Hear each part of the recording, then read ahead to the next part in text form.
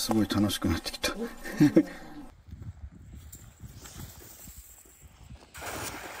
あ、でも取れてる。お、取れた取れた、やった。いただきます。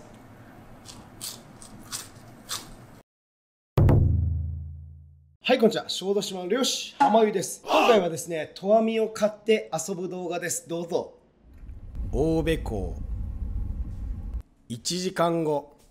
はい、というわけで日生にやってきました。それでは目的地に向かっていきたいと思います。はい、というわけで播磨漁具さんにやってきました。こちらではですね、川で鮎を取ったりする、投網とか刺し網を主に作っております。それじゃあ早速僕の投網をオーダーメイドしてもらいましょう。作り方を見ていきます。これがただの網です。鉛も何もついてない状態で、はい、それでは投網作りを見ていきましょう。見たことある人少ないんじゃないかな。まず網を広げていきます。ここに鎖をつけるんです、はい、この鎖をね。あ、なるほど。はい、鎖だけついたら魚が取れないので、はい、袋にしてるんです。ここに魚が入るように。鉛をつけただけでは魚がすっぽ抜けてしまうので、松葉作りといって網のちょっと上とその鎖をですね引き上げて袋を作ってあげて、そこに魚が入るようにするというものが松葉釣りの役目です。じゃあ次は網の裾周りに重りとなる鎖をつけていきます。まさに熟練の手さばきです。で、網にただ鎖を縫い付けていけばいいというものでもなくて、しっかりですね網の目と同じ大きさの間隔をとってつけていくとともに、1つの目合いに対して2つ3つとですね入れ込んでつけていきます。なんでかっていうと、これもしっかり計算されていて、鉛は軽すぎても広がらないし、重すぎても投げれないということで、これも計算されていて作られています。目が細かいのですごい緻密な作業です。はい、じゃあ僕もちょっとだけやらせてもらうことになりました。やっていきましょう。じゃあ3つ目入れて、でここ入れて、でこうしてカエル股の間ですか、それともここですか。あ、了解です。糸が細いからすごいもつれやすいですね。結構むずっ。あ、間違えたうわー、熟練の技ですね。たまにですね自分の網を直したりして糸をかける針っていうんですけど、針の扱いにはちょっと自信があったんですが、やはり細くて難しいです。だいたい網をもう1個作るぐらいの形の大きさでやっていくみたいな感じですかね。ここの長さっていうのは。そうです。ありがとうございます。してたらすごい楽しくなってきた作業が楽しすぎて30分ぐらいしてしまいました。今からは何をされるんですか？今から魚が入る袋を作ります。ありがとうございます。それが松葉作り。はい、そうです。はい、お願いします。じゃあ次は投網を投げた後にその魚が入るための袋を作るために松葉作りをこの投網に施していきます。で、網のちょっと上部からですね鎖をこう巻きつけて近くにギュッとして、その余りで袋を作っていきます。二重にして、しっかりね強くくくった後に、次は網の上部に2目斜め右上ですね。でその後も2目斜め右上、そして次は2目斜め右下右下という感じで、形を作っていきます。その形がですね松葉の葉に似ていることから松葉作りって言われるんですね。面白いですね。ただこの作業も大変難しいです。ちなみに松葉作りはですね網の外側にじゃなくて内側にしております。それは内側に袋を作るために内側に施しているんですね。釣り糸も全部同じ長さに揃えないといけないんですか？網の目によって、はい、魚の種類によって、はい、そしてこれを大きくしたり少なくしたり、はい、桜マスなんかやったらこれが15センチほど、袋が大きくなるようにっていう感じで。そうです。はい、ありがとうございます。釣りの長さが長くなればなるほど大きいお魚もその袋に入ります。はい、で袋の説明なんですけど、松葉作りでここを釣ってここに袋ができます。でこれがリングのやつでこうバーってここが広がって、で最後に閉まるわけ、上がってくる時に閉まるわけなんですけど、お魚がこの袋に入るようにこうやって松葉作りがあるということですね。すごい技術です。そして取れるお魚によって目合いを変えます。これが一番小さい目合いですね。めちゃくちゃ小さいのが分かります。でこれがサクラマスとか取るでっかい目合い目がですねさっきより全然でかいですね。で松葉作りと鎖がこうぐるっと一周施せたら、次は投網を投げた後にね紐がついてなかったらピューッと飛んでいって終わっちゃうので、その紐をつけていきます。さっきの投網の、反対側の上部にですねこのように、結束部分っていうんですか、そこをねぐるぐると何回も細紐で通して、でここは全部輪差でしっかりとねくくっていきます。そしたらですねこのように大変美しい感じに仕上がっております。なんか祭りで使うあれみたいですね。なんかあれで、こちらの投げる紐と網をつないでくれました。そして最後に僕も松葉作りを体験させてもらいました。楽しいです。もうできるようになりました。はい、すごいです。いや楽しかったです。楽しいです。初投目です。2投目クソ難しい。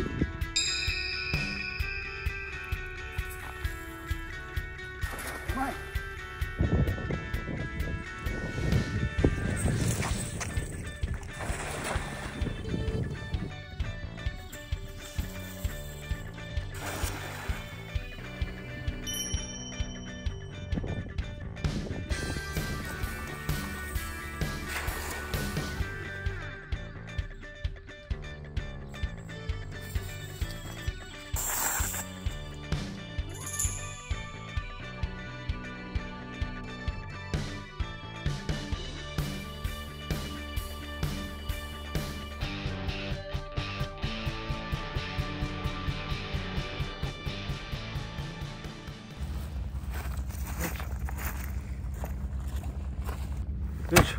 はい、というわけでこの日のためにめちゃくちゃ練習してきました。投網の成果見せたいと思います。もうね小豆島を一周するぐらいの勢いで投網を掘っていきたいと思います。投網は手首に通してまずこの紐をくるくると巻きます。で網も巻いていくんですが、この時にねじないように巻いていきます。ねじてる場合は直す。でこの鉛をまずこう円にしないといけないんですよ。普通に投げただけじゃダメなんですね。下準備が大事です。これは結構時間かかる。一回一回で広げられたら円にしていきます。で次網をへその高さで持って、で鉛の2枚を腕にかけます。で鉛を持って網を寄せていく。で5割持ったら残りの5割をつまんで、でこれを左手に持つ。これが投網の持ち方らしいです。じゃあ早速投げていきましょう。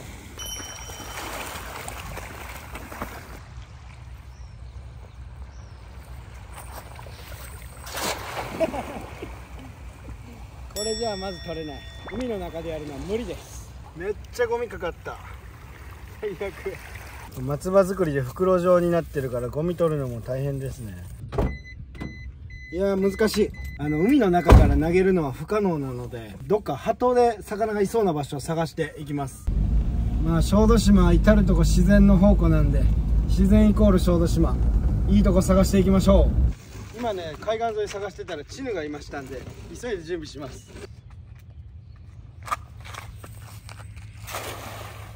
惜しい。いけたんじゃね。入ってないな。惜しかった。投げ方超適当だけど広がった。残念。別の場所行くぜ。チヌ発見しました。投網を準備してから走って投げに行きます。あそこにも2匹いますね。これ絶対取る。さあ3投目。最初簡単に投げれると思ってたんですよ。でやってみるとマジで奥も深いし、めちゃくちゃ難しいです。皆さんの想像の多分20倍ぐらい難しいと思います。もう全然広がらない。よし準備完了。いたいた。行くぞ。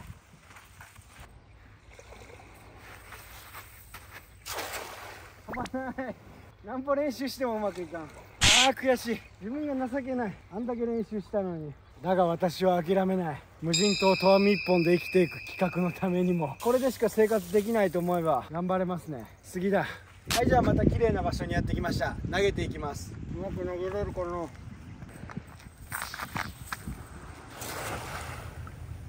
いやなんか感覚が狂ってんだよな。当然何もいないわ。なんかやろうと思ったらめっちゃちっちゃいの取れてました。ハゼだ。ハゼが取れてます。小さいのは放流。じゃあ次はちっちゃいやつやってみます。目がこんまいからキスとかがいれば取れるタイプですね。でかいやつに比べたらめちゃくちゃ近くてやりやすいです。これは多分普通に投げた方が投げやすいですね。なんでできんの俺、情けな。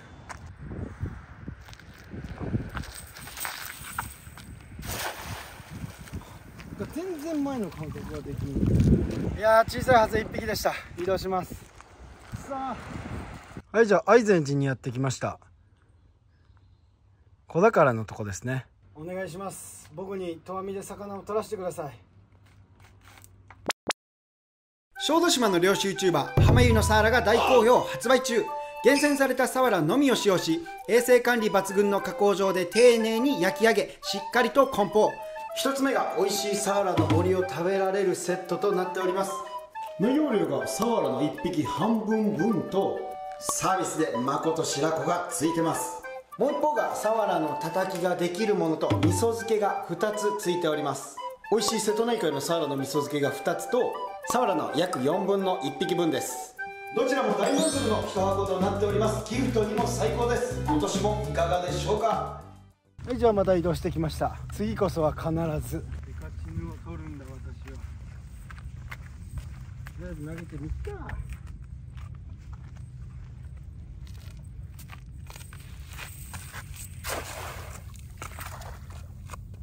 うまく広がった。かっこつけずに投げたら広がるは広がりますね。もうついてる。朝もうめっちゃすくっちゃった。うわ、なんかめっちゃ磯かかってる。うわ、最悪や。ボロボロ破れた。めっちゃ高いのに最悪や。あ、なんもおらん。ほんで何これ、釣りや。釣りが多分なんかにかかって、それにまた僕がかかってみたいな。うわ、めっちゃボロボロや。いやー、テンションガタ落ちですけど、破れはまた直すとして、とりあえずめげずに何回も取れるまでやり通す。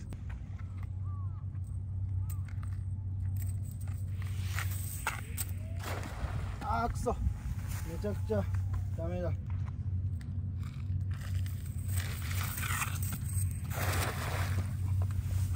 はい、ちょっともう自分の未熟さゆえ全然うまく投げれないし、多分チェーンも切れてるからうまくいかないんで、帰って修復してまた再挑戦します。お疲れ様です。はい、じゃあ事務所帰ってきました。もう僕は自分が情けないです。投網の一つ投げられない。とりあえず投網直して練習して再チャレンジします。その頃には元気になってるでしょう。おやすみなさい。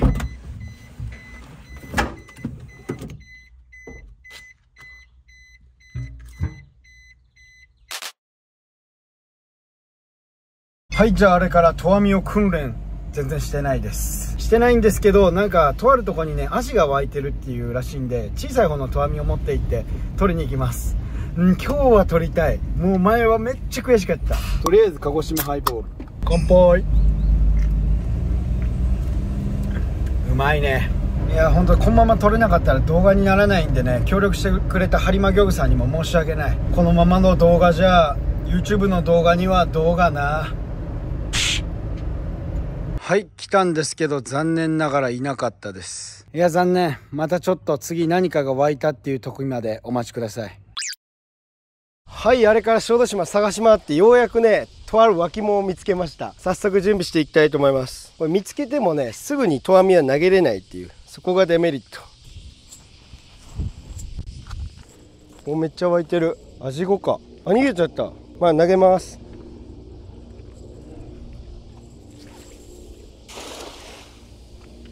そこのロープに引っかかった。あ、でも取れてる。お、取れた取れた。やった。小豆島で初めてアジが取れた。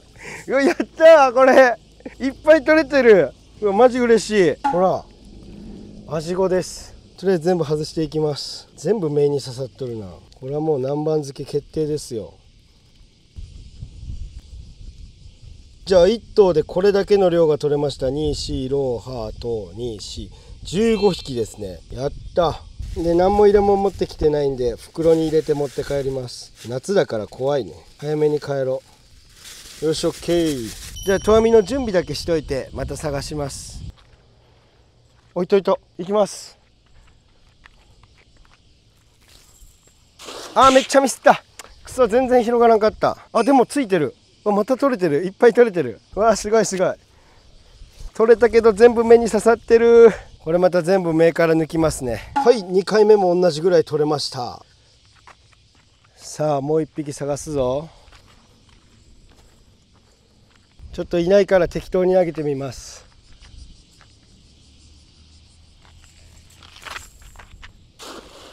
あんまり広がらない。下手になっちゃって多分いないんだろうな。3投目ゼロ。ちょうどねそこに大量のブツを発見しました。いるけど船の下だ。投げにくいるけど船の下なんですよね。めっちゃ下手やんけ。もうなんで自分の下手さ加減にムカつくぜ。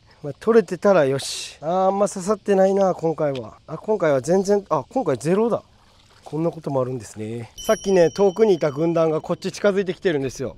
構えて待ってきましょう。もう寄ってこないんで遠くへ飛ばしてみます。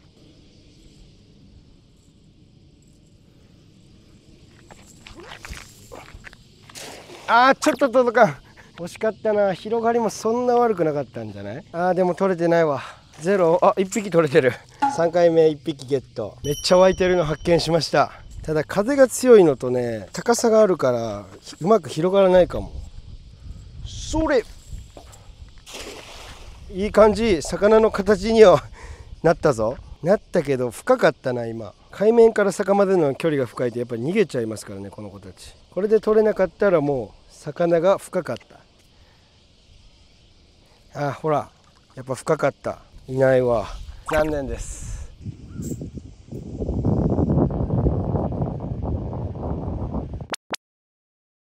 はい、じゃあ帰ってきました。早速調理していきましょう。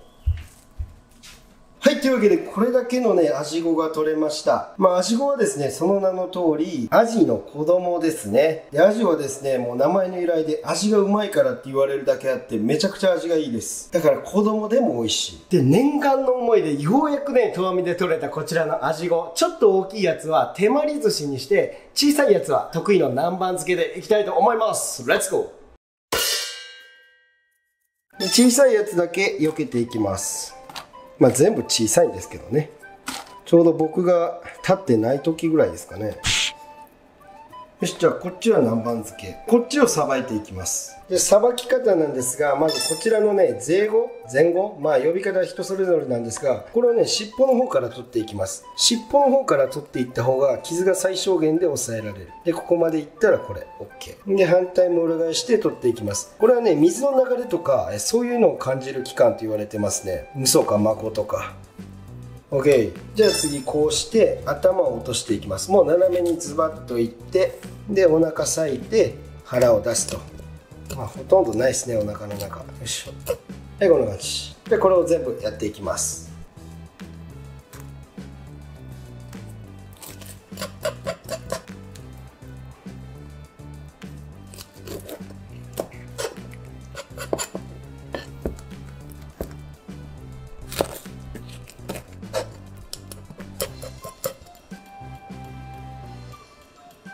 はい、じゃあさばいてお腹洗えたんで、次はこちらを開いていきます。で、ちっこいんで開くのが大変なんですけど、先に腹骨包丁入れとこうか。腹骨っていうか腹に。で、次上開いていってシャッと皮目まで OK で開けたらひっくり返して次骨を切っていくと。よいしょよいしょよいしょ。どうしてもね僕下手だからケツが開いちゃうんですよね。はい、こんな感じ。骨と身になりました。ケツどころか全面開いちゃいましたけどこんな感じです。で次にここを腹骨ですね取っていきます。はい、これで OK。 手まり寿司のネタの完成。はい、じゃあもう一回やっていきます。お腹のとこ包丁1回入れて、次背骨の上から包丁をギコギコと。じゃあ返して骨を取っていく。よし OK であばら骨も最後にシャッと取って OK。はい、というわけで8匹全部開けました。上等じゃないでしょうか。じゃあここに塩をします。塩で魚の身を締めますね。これしといた方がねやっぱ食感もうまみも出ます。じゃあこれで20分ほど放置しておきます。じゃあ次南蛮漬けのタレを作っていきます。まず酢を適量です。で次にめんつゆを入れるんですけど、このめんつゆの入れすぎにはご注意ください。入れすぎるとね、酢の効力で魚の骨を溶かすことができなくなっちゃうんですね。それが薄まっちゃって。酢が多い状態だと、この白とかヒラとか、小骨が多い魚の骨を溶かすことができます。1日ぐらいつけとったらね、次の日食感なくなります。で、砂糖。砂糖はね、こんな入れて大丈夫かなって思うぐらいに入れとけば大丈夫です。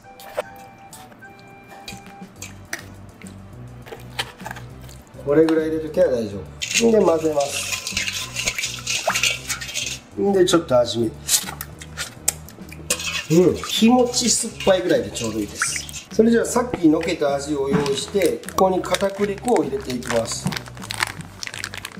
で、全体的にまぶします。正直ね、このサイズがね、骨が溶けるか溶けないか、丸ごと食えるか微妙なラインです。しっかり熱通せばいけると思うけど、僕的にはね、これより小さい、もうこれぐらいの味子がいるんですけど、あれを丸ごと南蛮漬けするのが好きですね。もう処理は一切しなくて大丈夫。これで OK。でも処理した方がうまいですよ。それじゃあ油を用意して火をつけます。米も炊けました。はい、じゃあ油の温度が熱いですね。温まったら低温でじっくりと揚げていきます。低温でじっくりと揚げて小骨を殺しましょう。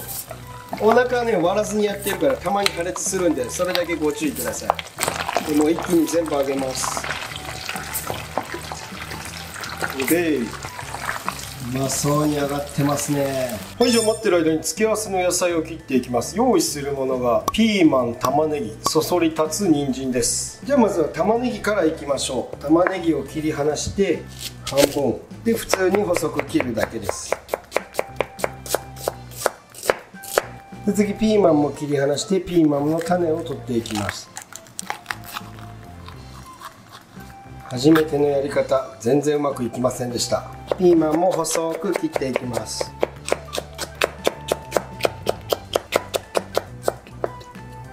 OK。ほんで人参も真っ二つにして細く切っていきます。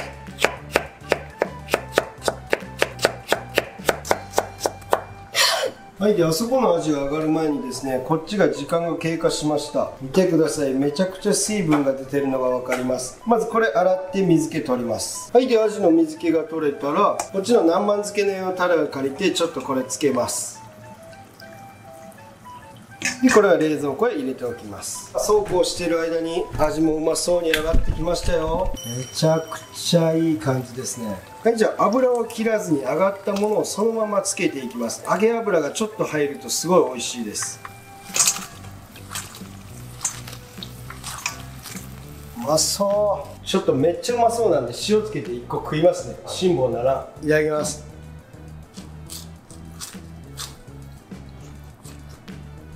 うまい。味子ってめちゃくちゃ安く売られてるんですけど、ほんまにうまいですね。そしたらちょっとタレとなじませます。もうそのままでもいけたんで長い間つける必要もないですね。長くつけてなじませるのもうまいんですけど、でここに玉ねぎ、それからピーマン、それから人参、これもなじませて、でラップで、押さえるようにしてラップします。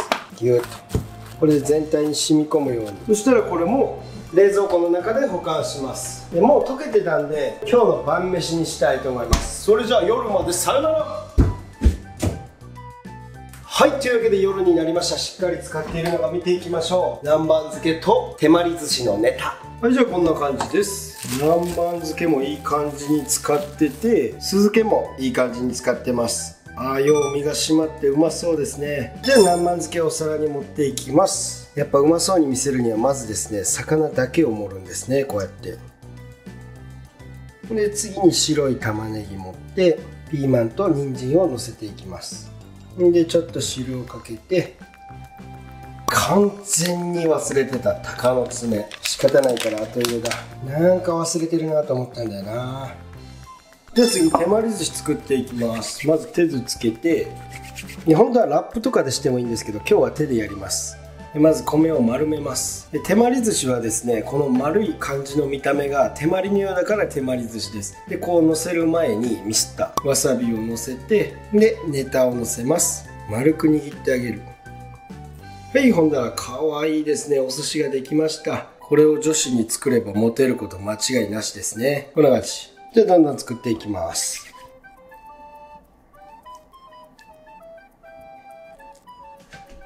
よいしょ。じゃあ最後にレモンを飾って、はい、こちら浜湯特製とわみ小味の手まり寿司風完成です。はい、それじゃあ小通り。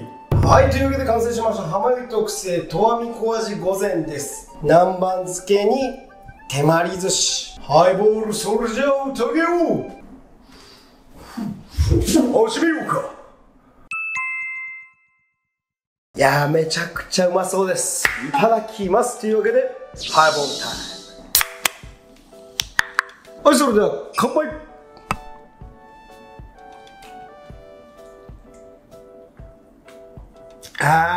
おめでとう。俺ようやく取れた。ボツにしようかと思ってましたからね。じゃあまずはこちら小味の南蛮漬けです。これ最高ですね。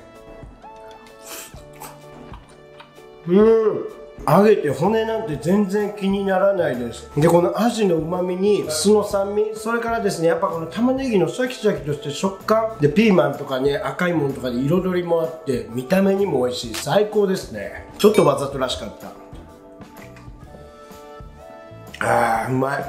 そしてうまそうな手まり寿司、君に決めたしそ巻きバージョン、これもお見事ですね。どっちがうまいかな。ミスった。ごま入れとけばよかった。米も酢、味も酢なんですけど、すす感をしそが隔てていい感じにね美味しくなってます。まあせっかくなんでちょっと醤油つけて食ってみましょう。ちょっとつけて、これはたまらんわ。丸く握った方がなんかネタと交わる気がする。ネタにこうまとわりついてるから下手な人が握ってもうまいというか。で何より味がいいですね。やっぱり味は味だけにね。でこの酢が食欲減退の夏にも最高です。全然骨がいける。まだ3時間ぐらいしかつけてない。でそれをお酒で流し込むとたまらん。相も変わらず最高でした。あとはゆるりと。ごちそうさまでした。はい、というわけで皆さん今日はこのまま終わらせていただきたいと思います。本日もご視聴ありがとうございました。いかがだったでしょうか。とわみの作り方から見てきてですね、何でもそうなんですけどね、やっぱり簡単そうに見えて奥が深い。なんか漁師さんがアニメとかなんかそういうので撮るのってただのこの十字みたいな網がファーってなってそれに魚がファーみたいな感じなんですけど、実際はそう簡単なことではなくて、魚に合わせた目合いとかですね、網に沿ってなんか作っていく過程とかね、いろいろ細かいとこやっぱね熟練の技術っていうものが入ってるかなと思います。すんげーね楽しかったです。本日もご視聴ありがとうございました。またお会いしましょう。See you next time. バイバイ。